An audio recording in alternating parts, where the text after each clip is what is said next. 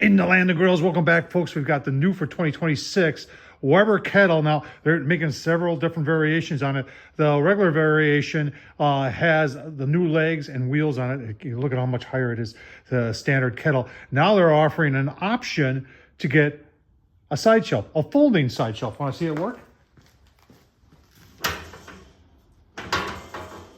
I think that's pretty cool. Now, hang on. If you said, well, Tom, I want my shelf on the left side because I'm left-handed. They're offering it for right hand and left hand operations. They haven't come out with one yet where it's on both sides, but right now, right hand, left hand. We're going to take a closer look at it. We're going to show you all the specifics, folks. Going to be going. Let's get started. All right, let's get started. Unfortunately, this is not a Weber product. It's a Tom Horsman modification. The legs are too. So the legs came from Spider Grills. I'll leave the link down below to that. Relatively, and I'll leave the video where I show how you can do it. It's a pretty cool addition to any Weber kettle. Side shelves are always a big deal. Now, Weber does make a side shelf, but it's got a little leg that comes down. It's kind of, I always wanted something on there that was foldable, that you could just leave on, that didn't like attach to there's some other ones that that fit over the lip of the grill and the cover goes out over it. I wanted something that just 4 bolts, that's all it takes. And I'm going to show you how to do that, but this comes from S&S Grills, and let's take a closer look at that. All right, so like I said, it comes from S&S Grills, snsgrills.com, and it's only $50, and this will fit any 22-inch. So unfortunately, those of you with an 18-inch or a 26-inch, this ain't gonna fit. This is gonna fit a 22-inch kettle. And if you want even more specifics, look who's on there. A bunch of years ago, I approached S&S Grills, and I mean, we've chatted online, but I don't know them, and just said, hey, you've got that side shelf that you have on your own kettle grill, and I've had their kettle grill, nothing wrong with it. And I said, would you consider just selling the side shelf? And they said, well, what are you gonna do with it? I said, well, I'm put it on a Weber kettle. And they said, well, sure, but if you make a video, can we use it to help sell the side shelf? And I said, yeah, sure. I don't mind that. I don't get nothing from this, folks. So if you're thinking that way, Tom Horsman's just getting a commission or something like that, I get absolutely nothing for doing this. I just think it's cool and gives you another opportunity if you got a Weber kettle to put a shelf on. All right, let me show you how I did it. Super simple to do. Remember, if I can do it, so can you. All right, let's get started adding the S&S shelf, folding shelf, to the Weber kettle here. A couple things you got to know is that you don't want to mount this so it's tight up against the lip, and that's because the overhang on the kettle would hit it. So you've got to be down, I'm going to say you should be down about a ½ inch. Now I just took a piece of cardboard, cut it, and I stuffed it up into the lip there to give me that, so when I'm doing layout here, I have that setback down. To center this, you can go ahead and use geometry. You can do whatever you want.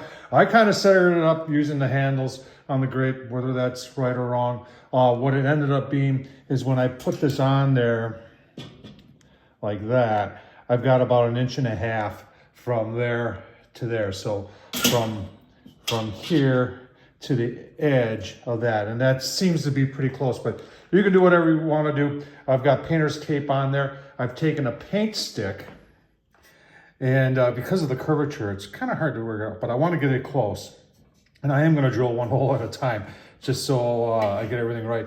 Took a paint stick, put some red paint on there, and then lined it up real carefully. You see I've got 4 marks there, and I'm just using that to get things right. So we'll drill that hole first up there, and then fit it in there and make sure that that hole is going to line up, and then I'll drill that hole, and then the same thing. Now I can measure down, and let's measure down and give you the center to center of these in case you want to measure down, which I probably will for the bottom 2. All right, so center to center, it looks like it's 1.5 inches, but it's actually 1 9/16 inches. And that will get you center to center that way. So if you get these 2 perfect, then it's just a matter of measuring down and do 1 at a time to make sure they're going to line up. Doing something like this because of the curvature, I'm not going to drill all 4 holes at once. That's just setting myself up for disappointment. I'll do 1 hole at a time. And of course, can't wait for the first person to say it in the comments. You're avoiding the warranty. Yeah, I know. I think I already did. All right, got the first hole drilled. And I just want to check alignment. And you can see we drifted a little bit.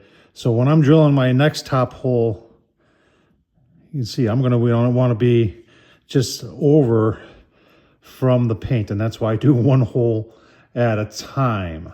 So we'll drill that one, and then get that bolt, get that nut, get that screw in, and then we'll lay out our bottom ones. Talk about drill bits. Make sure you're using the sharpest drill bits. I'm using 1/4 inch, and this is a brand new drill bit, and they will dull quicker going through this porcelain coated enamel. And using tape on the both sides is important to try and hold that together.